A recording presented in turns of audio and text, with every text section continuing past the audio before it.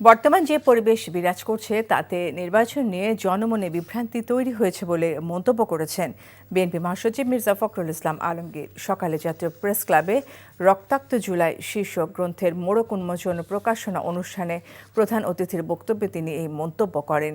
মির্জা ফখরুল বলেন, গণতান্ত্রিক উত্তরণের একটি রোডম্যাপ পাওয়ার জন্য অপেক্ষা করছে সবাই, আর এর বিকল্প নির্বাচন। সময় মতো নির্বাচন না হলে জাতি ক্ষতিগ্রস্ত হবে উল্লেখ করে মির্জা ফখরুল বলেন, ফ্যাসিবাদ ফিরে আসার সম্ভাবনা তৈরি হবে, আর এসব মোকাবেলার মূল হলো জাতীয় নির্বাচন।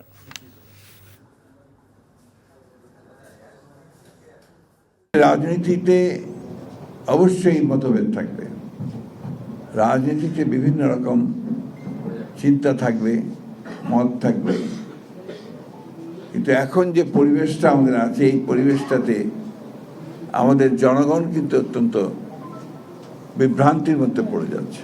আজকে যদি নির্বাচন বন্ধ করা হয় বা নির্বাচন না হয় তাহলে এই জাতি প্রচণ্ড রকমের ক্ষতিগ্রস্ত হবে।